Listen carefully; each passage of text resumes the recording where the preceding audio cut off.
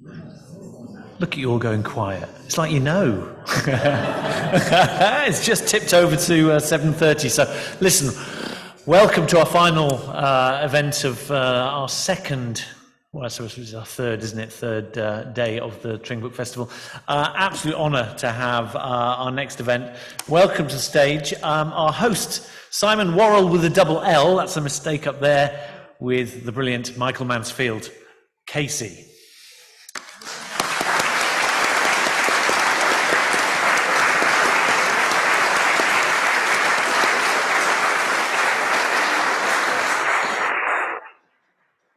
I'm coming this way because I've got, otherwise I'll trip. That's the long way. Is this on? Yep. I know it's the long way, but I don't want to fall backwards.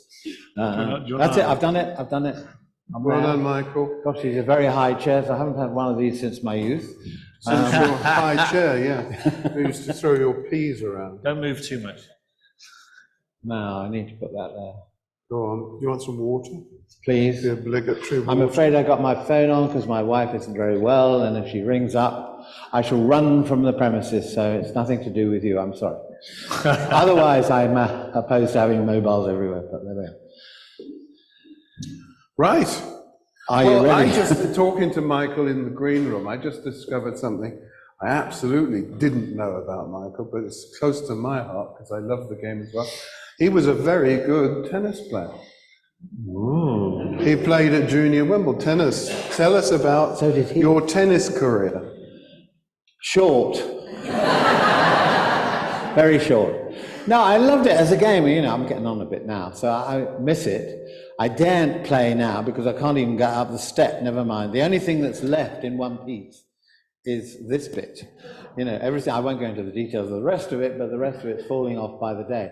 However, keeping the mind, well, you all know this because that's why you're here. You wouldn't otherwise be here but for him, of course, and his enticement on the mental front, namely keeping it going. And I think that's the one thing that at the moment, it's one of the reasons, obviously I wrote the book, but it's not the only one, but it was there because I feel strongly that I'd be, a pain in the butt if I didn't have something like this. I've kept practicing as well at the bar. Do you practice tennis still? No, because I'm frightened of falling over, because I did my hip in. Yeah. It was at the end of, a case you've probably all heard of, Hillsborough, which I do mention in the book, but it's there for a different reason than me falling over. But at the end of it, there were boxes and boxes, because I'm a Luddite, in this sense that I've resisted what I call screen culture, in which we're all living through the screen. You're not tonight. Well, actually, some are. Where are they? I can't see them on a screen. It seems to me there's too much communication that is dependent on, the mobile, the television screen, whatever it is, and you see people in the same room communicating through a phone and a screen. Texting. And I don't get it. So basically, I've tried to say to myself, planning for the future ahead, how much I've got left, is I want to keep the mind occupied so that, in fact, I don't deteriorate and become a cauliflower in front of somebody else plowing information into me from a screen. So that's why. Yeah, we just had a very depressing discussion about advanced old age. Yeah. We both agreed that shoot me when I'm 80 is the best philosophy, I think. I have a better way of going than that. So anyway, it's a great honor for me to be here with you and with Michael. So let's cut to the chase. You call your book, wonderful book, A Call to Arms. Can you explain what you mean by that? Yeah, I can. It's quite important to me because basically I wrote a memoir some years ago, and the publisher of this one said, look, do you want to update the memoir? And I said, no, I don't want to update the memoir, but there is something I want to say, get off my chest, as it were. About a year ago that it happened.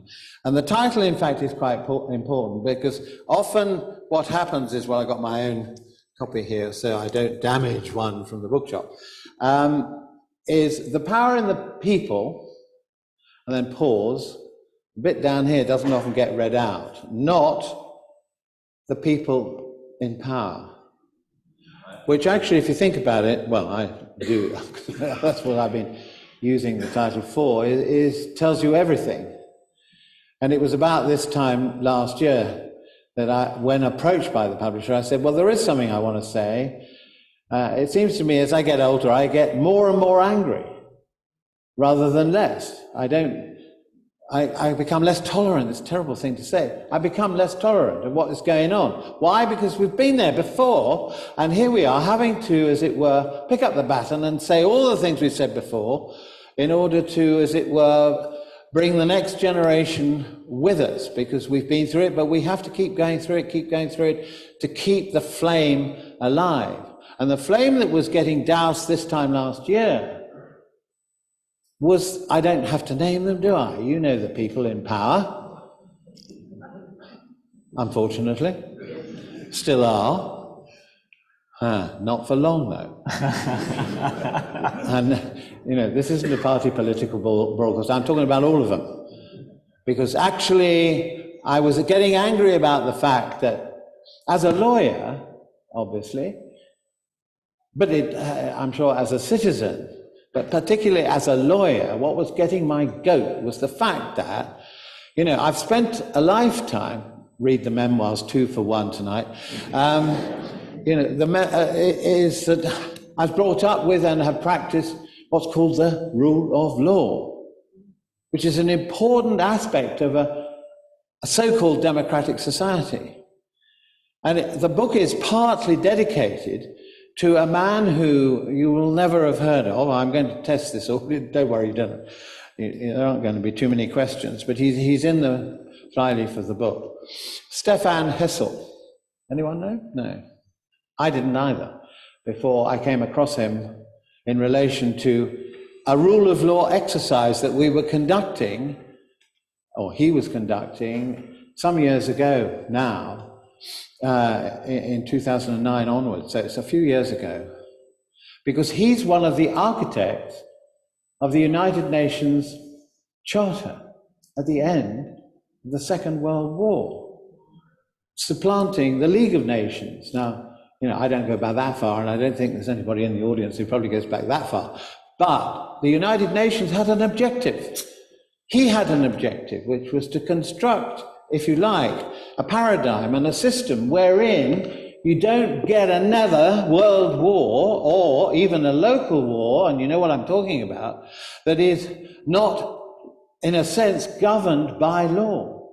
So that there are ways in which you can conduct a war which preserve life, surprisingly, particularly innocent civilian life. You can't just do anything. And if you attack me, I can defend myself, but I can't obliterate the whole of the audience in order to deal with you. I think you get the point. So it's last year, my anxiety, because I didn't know about the Middle East coming up, although I'd been there 3 times, so I was aware that there was a risk of that. But last year, it was basically Boris and the entourage of people who despised the rule of law. And I say he did despise, because you remember trying to leave Europe without taking it to Parliament, trying to prorogue Parliament without permission. It gets essentially without permission of Parliament itself, and he gets taken to the Supreme Court and they say it's unlawful. So it's not just me saying it. And I thought, and then there comes, the revelations. Well, you're reading about them now, Partygate. Gee, it's not about a pint of beer and a birthday cake. It's about somebody who basically turned his back on the rules, that the rule makers were the rule breakers. And they just got on with it. And they thought you wouldn't mind. The little people won't know, will they?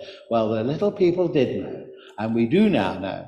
And it's even worse than we thought it was at that time. It's about law breaking and having no respect, having, in a sense, dismissing and deriding and thinking you can get away with it, lying about it, getting caught out, and then saying, oh God, and he runs away down Downing Street and off to the Daily Mail. Well, it's horrific. You think, is this real? And of course, what you're reading about now, toxic atmosphere, goodness me, well, I don't know what workplaces are like generally, but I don't think like that. And that is, they were doing to each other what they were doing to us. And when I say they, the risk is the issue of power, because it corrupts. And that's all they're really after, and that's all they're seriously still after, both the main parties. They want your vote because they want to have power. It's not about humanity. It's not about the rule of law anymore. And so what we're trying to do, we, those lawyers who recently signed a big letter about this, we want to put that back into the society for which Stefan, who I'm dedicating the book to, had in mind at the end of the Second World War. Sorry, it's a bit of a long answer. That's great. Sorry. I mean, are all politicians as bad? I mean, are there a few It's invidious who've been inspiring? Barack Obama, Zelensky, Mandela? Well, Mandela particularly obviously was, and I had the privilege of meeting him on more than one occasion. And I think there are one or two, I was thinking domestically rather more than internationally. Yes, there are some international politicians who lead the way, as it were. And what I'm saying domestically is I can't think of any domestic politicians in whom I have the same respect for them.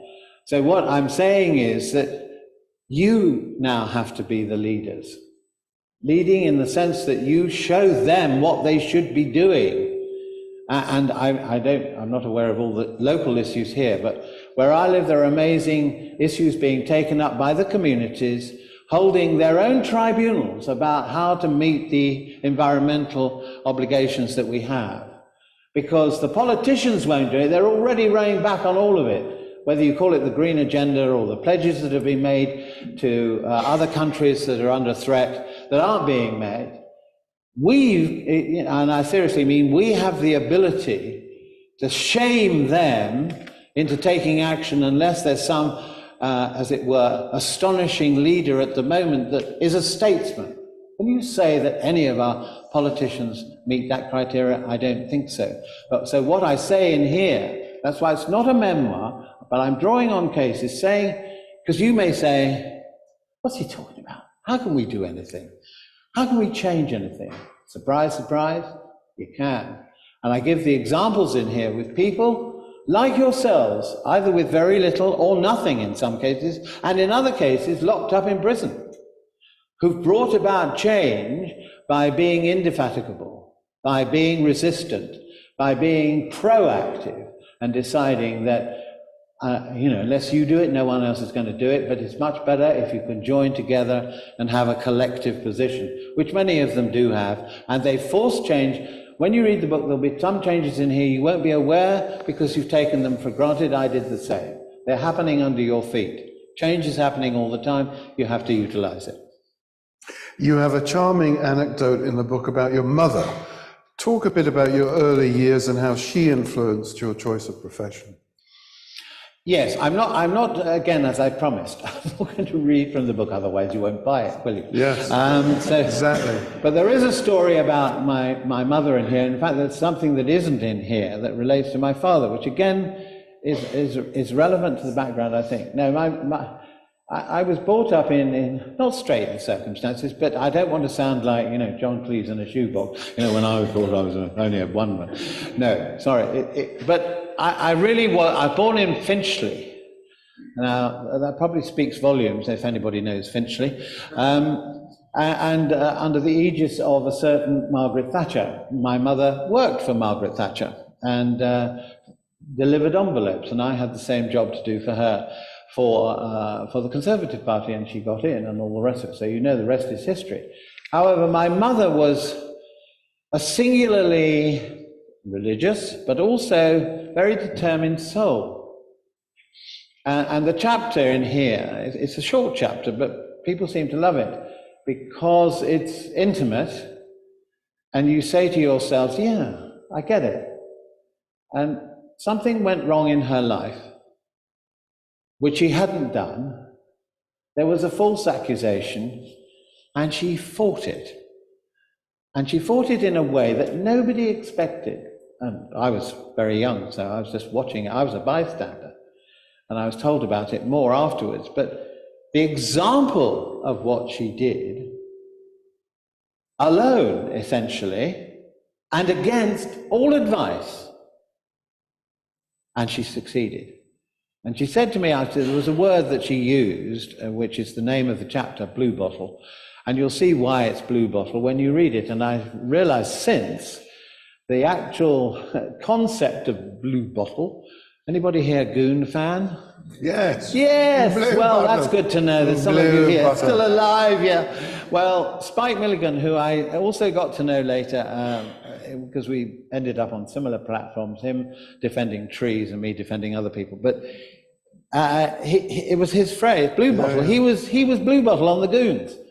And in a way, I don't know whether because I was listening to it, I don't know whether my mother thought it was radical nonsense and didn't want to listen to it.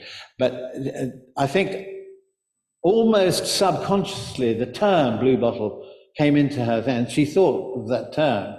And you'll see how it's all relevant. But she had that example. And in a sense, I think the whole of my career, in a sense, has been guided by others.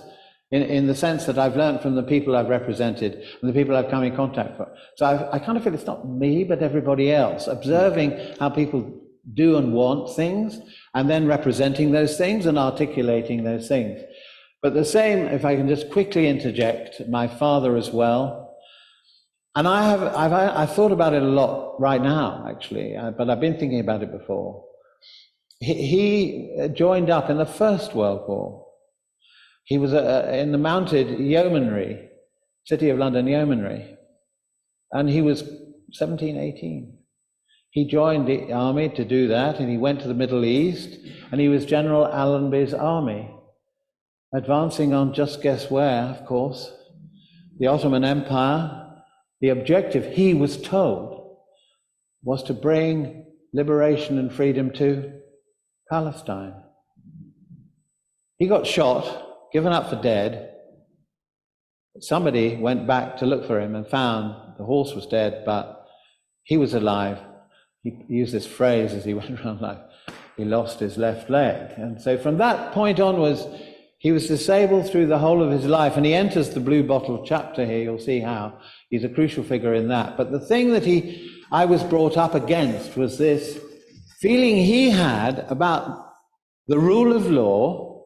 He wasn't a lawyer. I was due to be ending up on the railways driving steam trains, which I actually rather adored. But that's where he thought I was going to end up. Nothing to do with the law whatsoever. But what he felt was unfair and unjust was that he risked his life in an objective which he believed in, only to find within seconds of getting back, having been obviously discharged at that point because he couldn't fight anymore, he gets back and he discovers that the British government, Mr. Balfour and others, have been negotiating with both sides, promising both sides, that is the Palestinians and the Jewish population who were going to get there but there was no Israeli state at that point until 1948. And my family stayed in Palestine, not my father, but his brother and the rest of them, as part of the British mandate.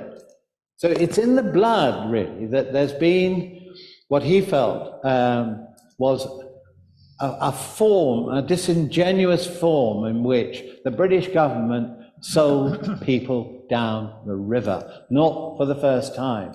And he was very angry. So anger comes into, certainly my life, quite a lot, through my mother's experience, this is in here, my father's experience in the Middle East. And so I've taken an interest in what's going on right now, and have been to Palestine 3 times, which that's in the book as well. Right. We all roughly know what a KC is, but can you explain a bit more in detail and how I could become one? No problem. Or any of these young people, Yeah. perhaps training to be lawyers. I don't Are there know. any? Here? Yeah? No? I bet you don't want to own up. No, that's it. No, well, if you want one, I can give you mine. I didn't.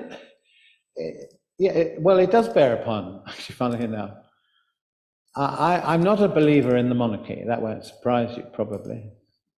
And I was president for a while of Republic, an organization which now come into an interesting level of public revelation because of what happened at the coronation. And I'll return to it in 1 second. But for many years, you know, you go through the profession and you get to a certain stage of seniority and they say, well, it's a very British approach, you know. It was then, it's all changed, but then everything was done by word of mouth. And if I wanted you to do something, you'd do it behind the scenes. So somebody would come up and tap you on the shoulder and say, I think it's time for you now to apply to take silk. And of course, you're not supposed to resist that because it's from on high, as it were. Well, I did, because I said, I don't particularly want to do that. It's all part of the establishment, which I think is actually the cause. I don't mean the monarch herself was the cause, but she presided over a system which had led to so many miscarriages and illegalities, in my view, and that the system was itself corrupt in a sense. I said, I don't want to be part of that by joining the ranks of those who may have caused those in the first place. So for years I resisted. Until in the end, you know, people I work with said, look, you're making life difficult for us if you're not going to take that. So I took silk as a QC, but I had great difficulty because you have to swear an oath of allegiance to the Queen then. You still do have to take an oath of allegiance, and it's really difficult to do it because I don't want to be dishonest about it, and I've always declared my views about the monarchy. But what is interesting, I think for me, is that if I'd still been a member of a republic, I would have got arrested this year. Because the level, we're not living, in my view, in a diverse, we're living in a diverse society, but not a diverse democracy, because any dissent, you're out. Labour Party, recently, MacDonald, from the river to the sea, you're banned, suspended in his case. You go on a march, you can't be in the Labour Party, and so on. And you know the feeling that's there. There's a real feeling, and I went to another book, they had these, and they were really worried about handing these out, and I said, no, it's fine. Of course you're allowed to talk about the freedom and the liberation for an occupied territory, never mind Gaza, the whole of the occupied territory, and people who live there. Jews live there, of course, as well as Arabs. And he's talking about, MacDonald, if you look at what he said, he's talking about freedom for all those people who live between the river and the sea. But of course, the emotions are running so high at the moment. Fear, as a famous book and film, fear eats the soul. And people are, well, fortunately, there are thousands who are not. So it's a situation in which nobody wanted opposition on Coronation Day to be seen, even though the person who runs the Republic, who I know very well, Graham Smith, had negotiated for 4 months with the police that this is what they wanted. They wanted to stand on the procession. They'd be totally, you know, lawful in the sense they'd hold up placards saying, you know, not our king, or whatever they wanted to put up. And so there was a collective move, media-wise and police-wise, to ensure that it didn't happen. And those who managed to get through and weren't arrested, most of whom have now been apologized to, they should never have been arrested under the laws as they were, which they'd rushed through 2 days before. What they did is they parked vans in front so that when the procession went past, nothing went out on television to show there was a single soul in the country who wasn't supporting it, because don't rain on my parade. That was the whole thing. And now if you're reading the newspapers today, I think it's today, yeah, it's today. What's the latest? Dissent. They're going to redefine what an extremist is. Well, I hope it includes Boris. Because if that's going to be the definition, you know, somebody who undermines, this is going to be anybody who undermines the values of our state, it's going to actually be, and it's a leaked document that's come out. I don't know whether it's written by Gove, but certainly he's involved in it. And I'm horrified by the situation in which, you know, that's why we as a collective, and as individuals obviously, but as a collective, have to be saying enough is enough. And for once, maybe the ballot box will speak in a year's time, or perhaps less than a year. So that's why, in a sense, all these things are a bit circular, and they all come back, and hopefully come back to aspects of the book. That's why, as you rightly said, it's a call to arms. I don't mean literally arms, because I call her Cruella, but anyway, Suella Braverman would no doubt say, right, lock him up. He's used the word arms. Well, yes, I've used the word arms, but what I mean, Suella, is metaphorical. It's the idea that we join together to resist really everything the Second World War was fought for, in a sense, and everything that the United Nations should be doing but has been emasculated since and is not doing. And it has to be resurrected, and it can be done. You list at one point in the book a list of intellectual giants: Russell, Sartre, Basso, Baldwin, Hessel. You've talked about Hessel. Talk a bit about some of the others I'm not familiar with. Basso, Baldwin, I guess you mean James Baldwin? I do, yeah. And what influence they had on you? I think these were all people, and Stefan particularly, because obviously I didn't meet Baldwin, but I did meet Stefan doing the Palestine. It was a people's tribunal, which is part of this book, and I don't know how many of you are aware of what a people's tribunal is, even.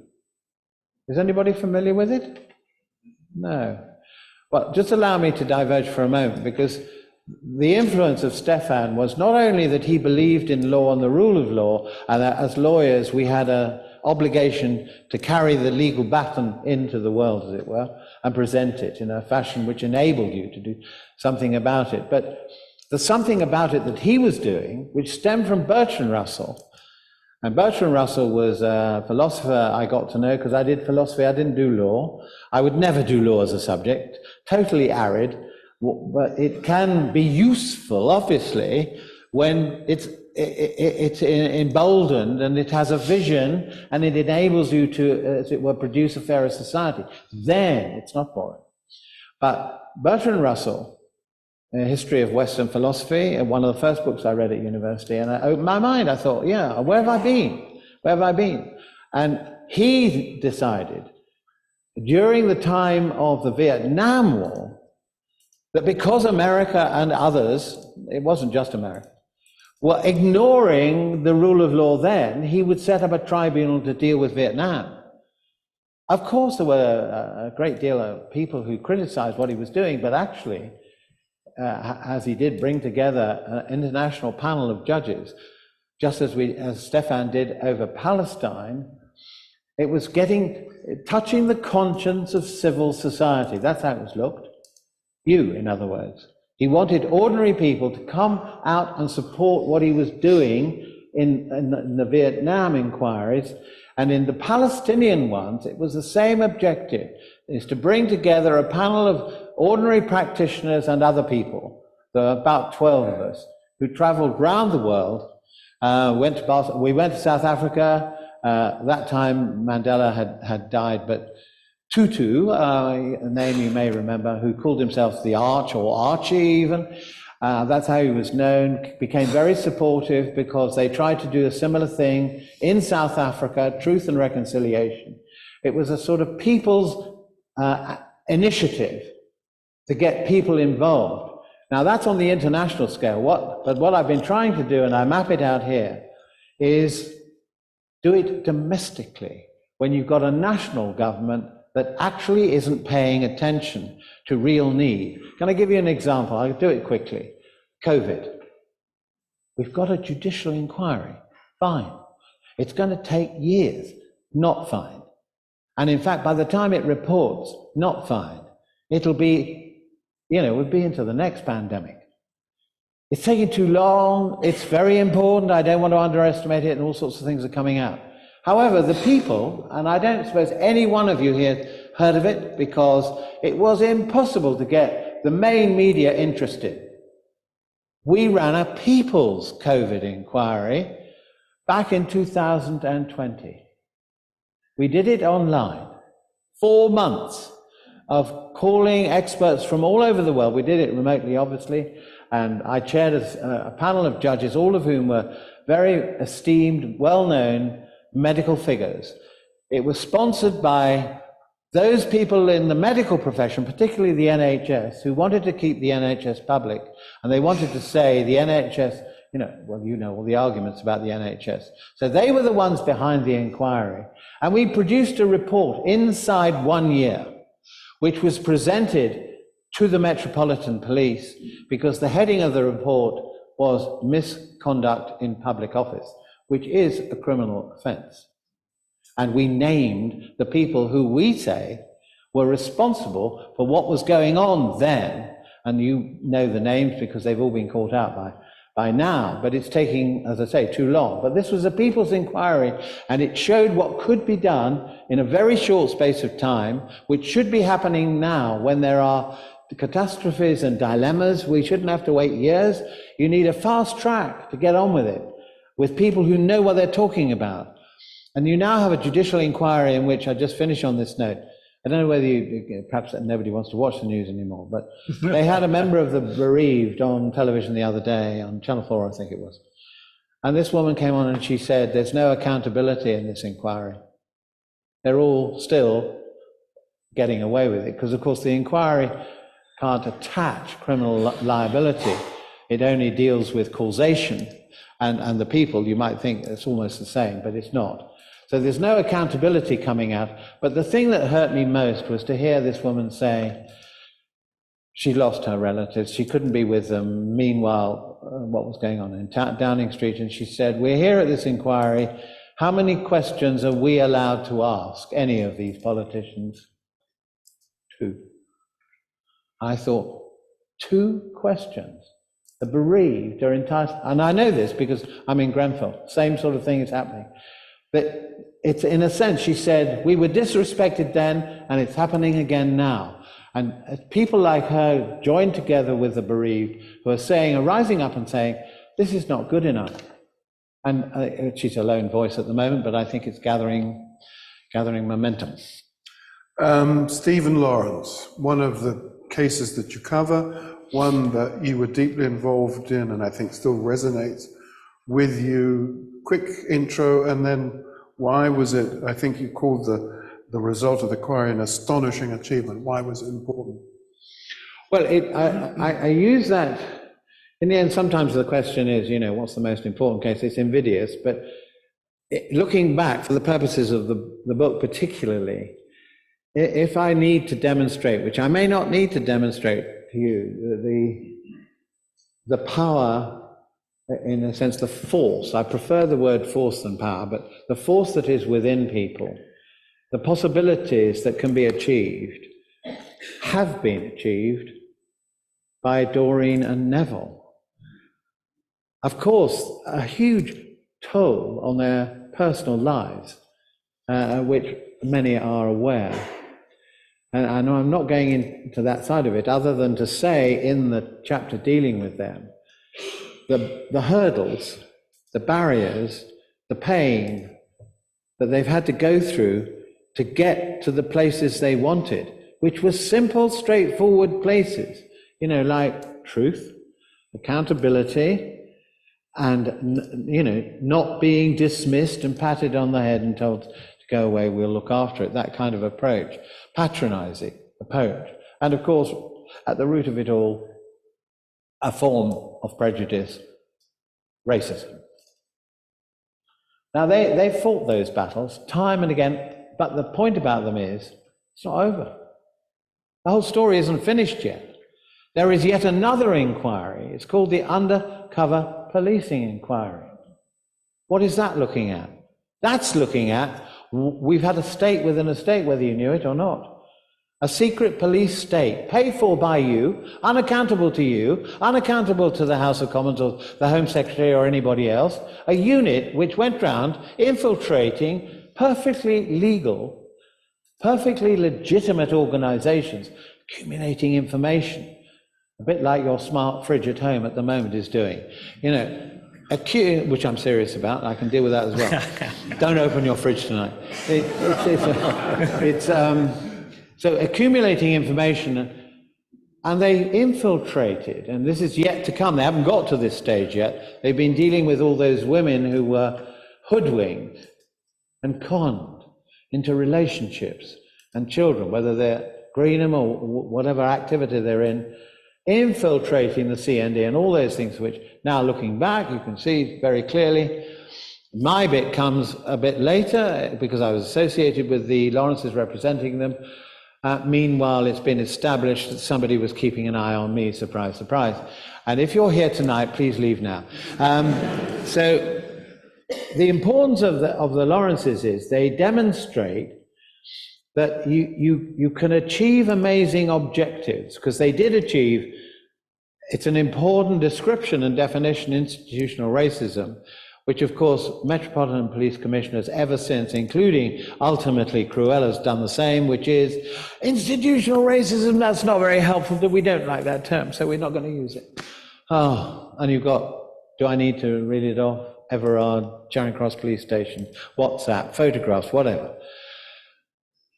They've shifted the agenda so that now the police are at least on the alert. They realize where the mistakes are going to come from. They don't always change very quickly, but it's quite unlike the situation when I started. So it's not a case of, you know, we've gone the full circle and we're back to where we started. No, we're not back to where we started. That's the point. So when you pick up the baton now, we're much further along the track than we were when I started. So it's not a fatalistic situation at all. So the Lawrences, from my point of view, have shown a way that can, and all the others I've mentioned in here do the same in different ways. They've got the publicity because they've been prepared to stand up in public. Quite a thing for them to do. And I remember, I'll just end on this, Neville, who gets a bit less publicity than Doreen, because he doesn't live here all the time. He goes back to Jamaica where Stephen is buried. He was shivering at the prospect of having to address an audience even of this size. But he was asked by the TUC to go and address them as a sort of lead speaker. And I get nervous every time. I do. I get nervous every time. The moment I'm not nervous, I give up. And he was really nervous. I said, don't worry about that. Just stand up. I said, being here's enough. And this is almost what he did. I said, stand up, wait. Silence is very important. Wait till everybody's, attending to you, and then just say what's in here. Don't write it out, just say what's in here. And he did do this. And it was phenomenal. The whole place, when he finished, only 2 or 3 minutes, they all stood up, gave him a standing ovation. He felt, yes, I'm able to tell them about Stephen and represent Stephen.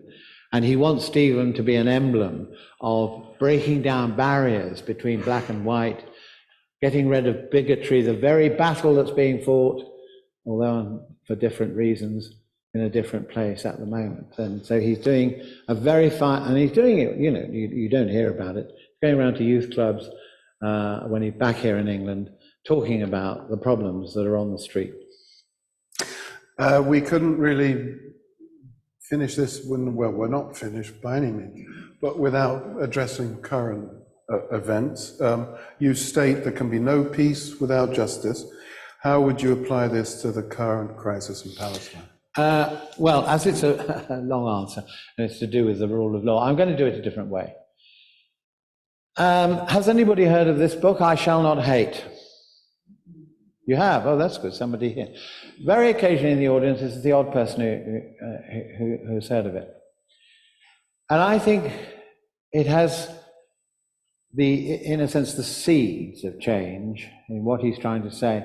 And what this person is trying to say, and I'll describe in a moment the exact circumstances of this. They're very, very important for the present situation, the way forward. Of course, dialogue and all the rest. You've got to get over hatred, because that's what's going on. Hatred on two sides. I don't mean the average Israeli citizen, and I don't mean the average Palestinian citizen. I'm talking about those in power again. There is a serious and seared hatred, and obviously you feel very close to the action. Hatred derived from watching vicious, terrible acts being done.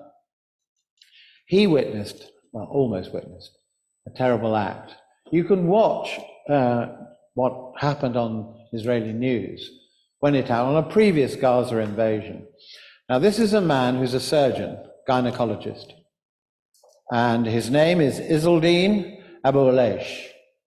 difficult name to remember. So, but the term "I shall not hate." Do look it up when you go home. The story, the total story, is gut-wrenching, and you think, I think, if that had been me, because he was born and brought up in a refugee camp in the Gaza Strip, but got qualified as a gynecologist and decided that he wanted to devote his services on both sides of the strip, as it were.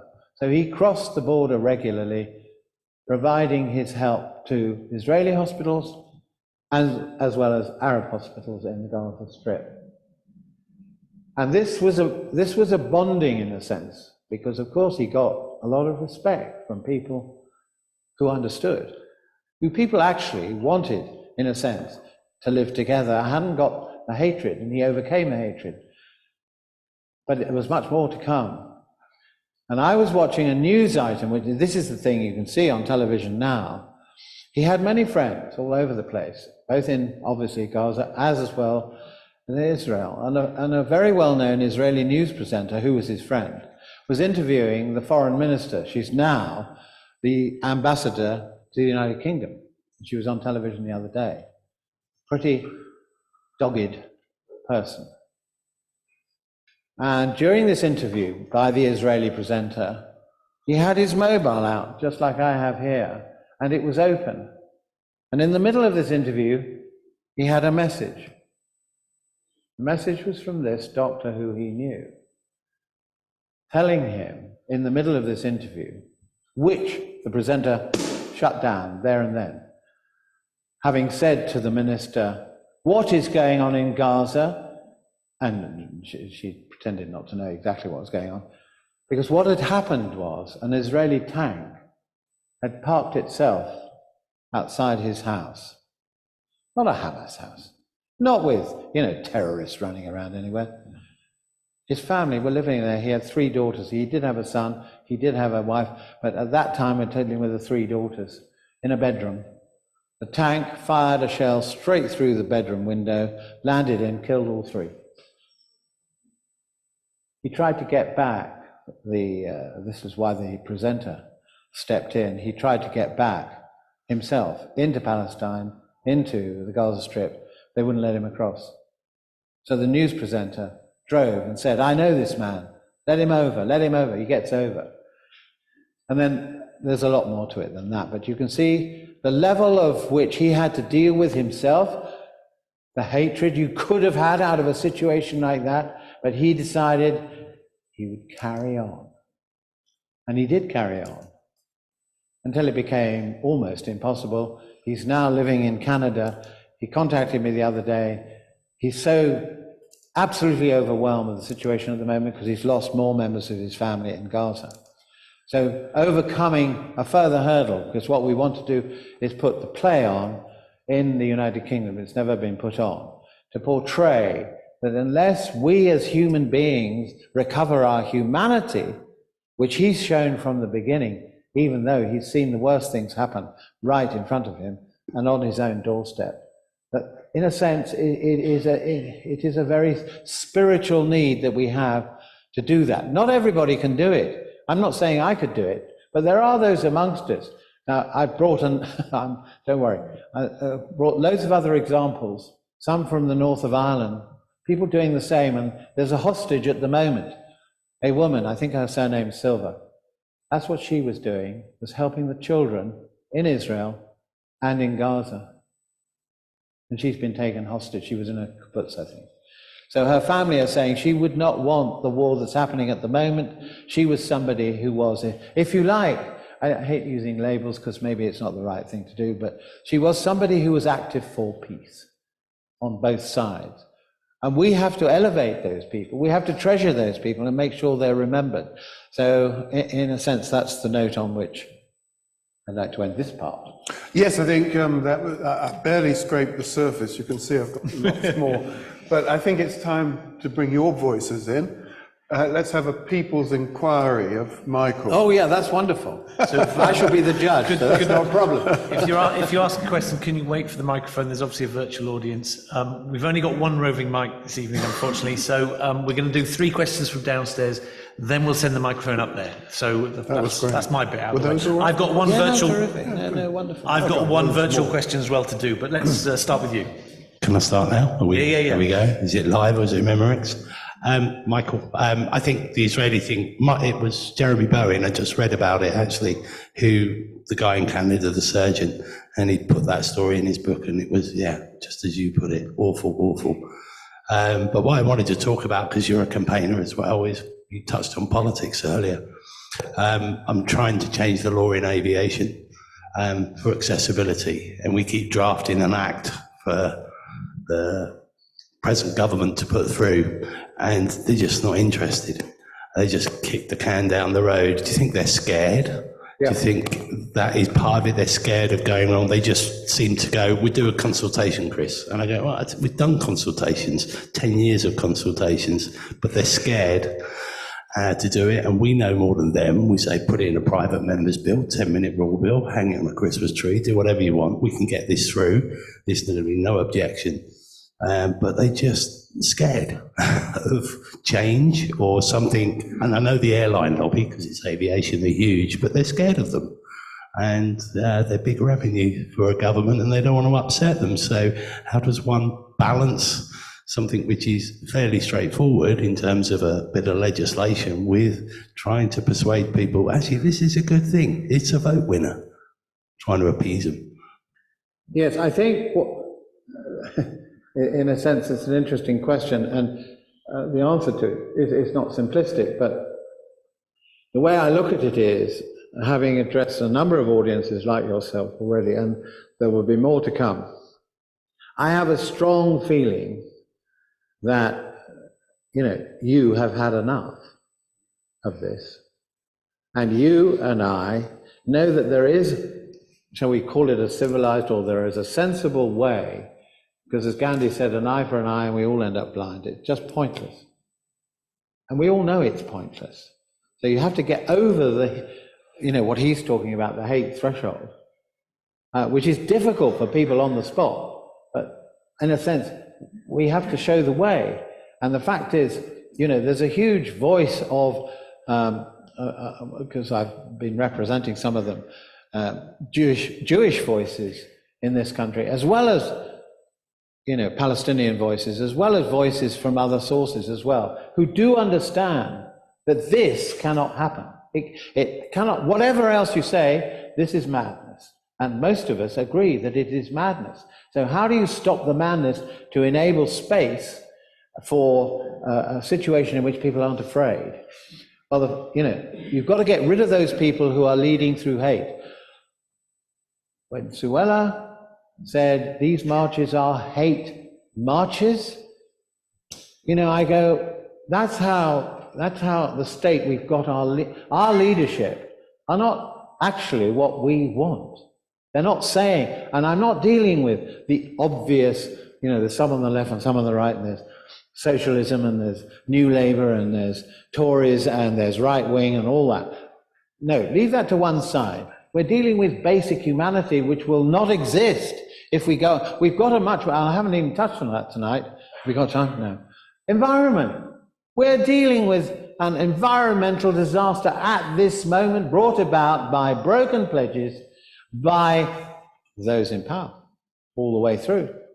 There's a debate now about, they thought they'd agreed who's going to get what to help against flooding in the nations that are impoverished. They can't agree how to hand the money out. I mean, I say to myself, give me a break. We know what's necessary, and we know that the means are there. We know that the will's there. So that will, which is yours, has got to rise to the surface.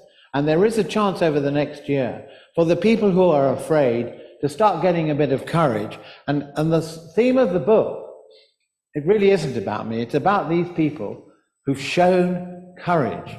Neville, Doreen, a man called Matan, the Hillsborough families, the Grenfell families. At the end of the day, that's what they had to do.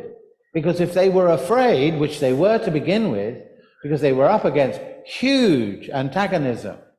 If you were a Liverpool supporter, you will remember what Thatcher and all the rest of it had to say about Liverpudlians and Liverpool football supporters and all the rest.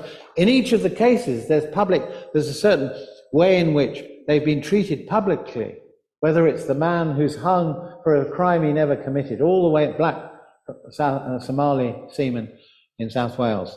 So courage and independence of spirit and thought, which is what the United Nations were trying to do. They were trying to say there's a right of self-determination for all of us, nations and individuals, and we do not deserve to be treated as though we are chattels of some kind or another, and that we're all what? Hating? No, I don't think so.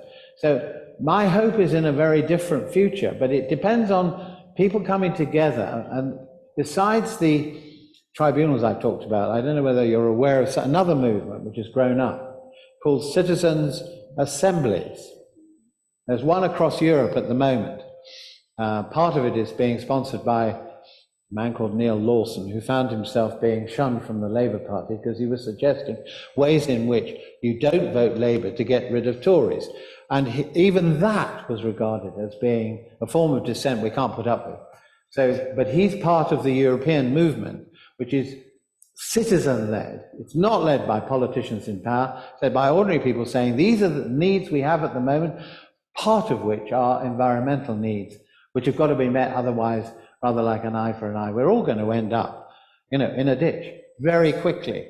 So these are crises on our doorstep, alongside the cost of living and all the other ones that all of us are facing. So it's the belief in the communal spirit, which I understand from Ben, he's a community spirit himself. Oh yeah, we've got the Another one there? We've got quite a few lined up, and endeavour for shorter replies if you can, because honestly we get. Okay, I'll do one word answer. I suspect. Well, no, not that short. Yes or no? They are quite inspiring, but I'm sure there's loads of questions. So yeah, let's three. There's four down here alone. So let's do it. It's great to see that, around the country there's different communities coming together, and as you say, there are many communities coming together. But what happens if the international health regulations don't get pushed back by the government, because they've already been put, that the government have signed up to them, but they have to say that they're not going to sign up to them, or we automatically have to take them on board, which means we lose our sovereignty as a country. What happens? Does that supersede everything? Because it seems to me that if that happens, it doesn't matter what we do. Everything will be down to the World Health Organization to decide what happens in our country on all bases. Well, it's a very good question, because of course, World Health Organization is an adjunct of the United Nations to some extent. And obviously they have led the way in certain fields, and it's very important to remember the United Nations has an important function, even if it's no longer, I don't think, a force to be reckoned with in terms of inserting peacekeeping forces and all the rest of it. But in terms of aid, it's extremely important.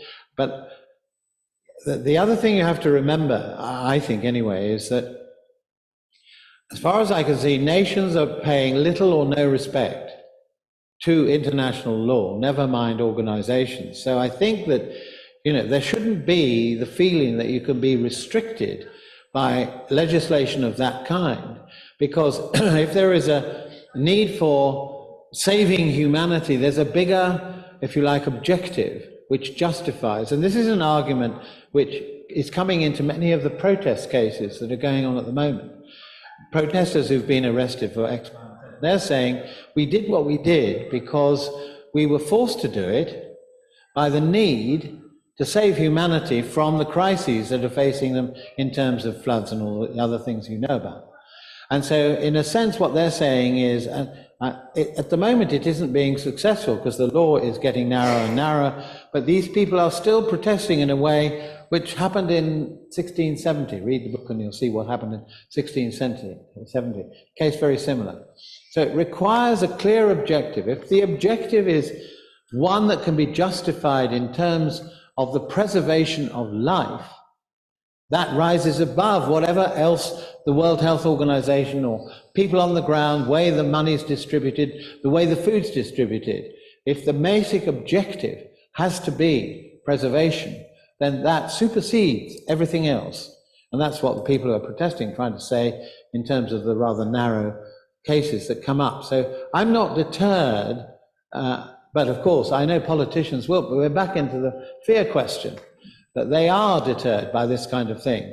But actually, at the end of the day, to give you an example of why, you have to clench the objective. The Secretary General of the United Nations goes to the gates of Rafah, where they're trying to get the convoys through, even though they're very limited and very small number. And all he says is, all of this never happened out of the blue. Oh my God. The wall, the earth falls in on him, the roof falls in.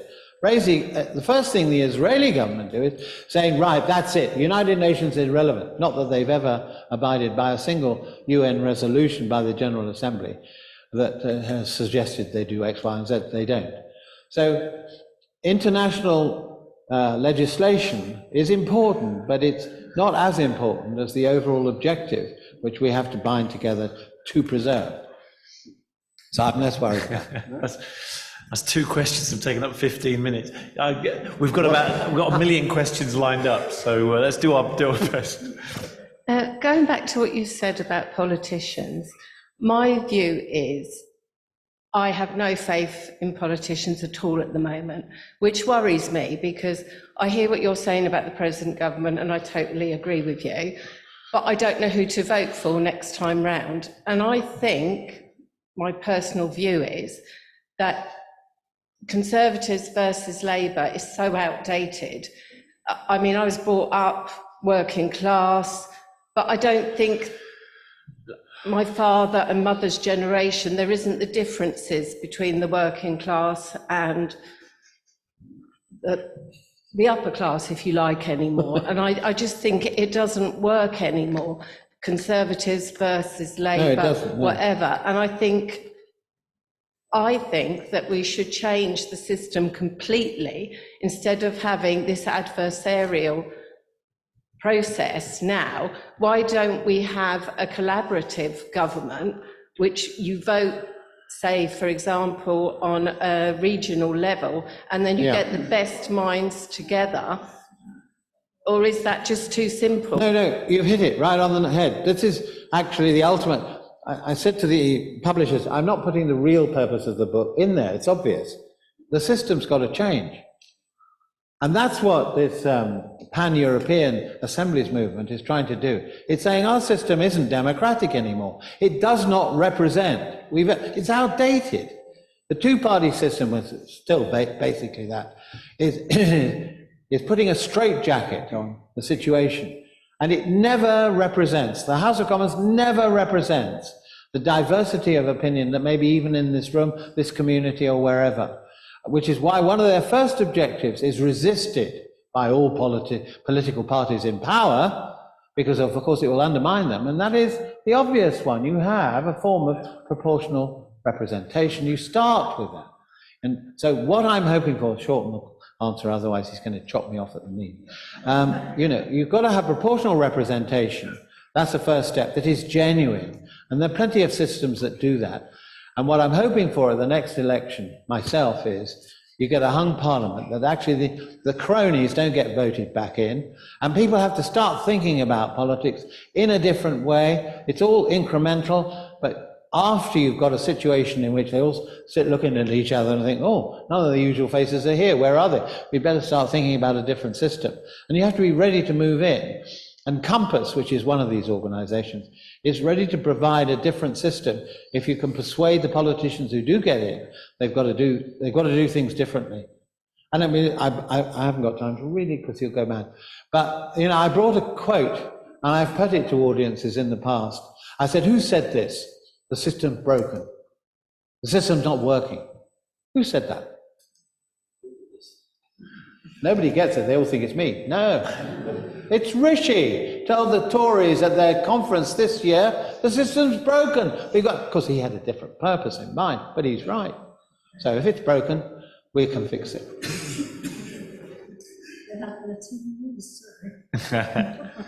Right, we're going to run over, so let's just say we'll run 5 minutes over, okay? But we've got a question from a youngster. We don't get many youngsters in Tring. I'm studying law, so when I in first year I did constitutional law, and it made me very clear the difference between the American system and the UK. In the UK, we don't have the freedom of speech in a codified written document like the US.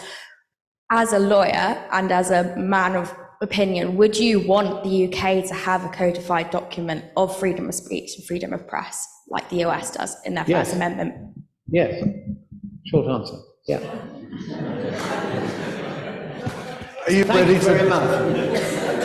Are you ready to draft it? Oh, If God, the call yeah. comes? That's a long answer. No. I'm going to embrace the Upstairs, short we're going answer. We've got another upstairs. question. We've got another question. Good question, there. Great. Hello. I'd actually like to ask about the rule of law in the sense that you're talking about politicians' power, but it seems to me that what has actually happened in this country, and there are two examples I'd like to present, is that power has actually gone from the commons to bureaucrats and lawyers. And there are two particular areas of that happening. One is the contaminated blood scandal. Children have been murdered by people in government who were not necessarily politicians, concealing what they knew about contaminated blood and allowing it to continue to be administered. And the second one is relating to how do we know the rule of law is adhered to in the secret family courts, where there is an awful lot of power vested in people who are not elected and who are unseen and whose actions are really hidden. That's it, thank you. Okay, I can do a quick one on that too. Namely that, although I've talked a lot about politicians, I'm really talking about the people in power. They're not all politicians at all, and some of them are not even voted in, and particularly in medical situations, which is why we had the COVID inquiry, yes, I know, wound up, is that you have a situation in which people are unaccountable but have power, and they have to be accountable, and you have to have a system which monitors what they do as they do it, which is what I suggest in here as to how you can do that. So I absolutely agree with you. It's not, so don't think for 1 minute I'm only focusing on politicians. I'm not. It's on those who have power, and at the end of the day, that's all they're interested in. Yes? That's all we have time for. Is there one more, Katie? Go on then. Go on one. One more. Sorry to keep you. Just wondering what about if your rule of law is not as good as the rule of law that is currently in power, if you like, and if a republic isn't as good as a monarchy? Oh yes, I do include the monarchy on that as well, because I have very strong views about where they should be at the moment, which is they do wield power and they do wield influence, and they assume it. I've never forgotten that the situation at Windsor Castle when a bit of it burnt down, and it acted rather like, well, let them eat cake, they better rebuild it for me. I thought, what? This was the assumption at the end of the day that they don't really pay for anything, but they wield, and they want coronations. Oh yeah, we'll boil it down. We'll only have 2 coaches instead of 1, or whatever. That sort of approach to life. So the rule of law certainly should apply, and it doesn't apply. They've had exemptions. All right, I can give a list of the exemptions. One of them has been tax. Anyway, so. Can I say huge thanks to Michael Mansfield, KC, for coming here, and it's been an absolute honour to listen to you for the last hour. Honestly, we could have probably spent another hour and 2 hours here with you. So thank you so much, Michael Mansfield. Yeah. Well, thank you. My pleasure. And to his interviewer, Simon Worrall.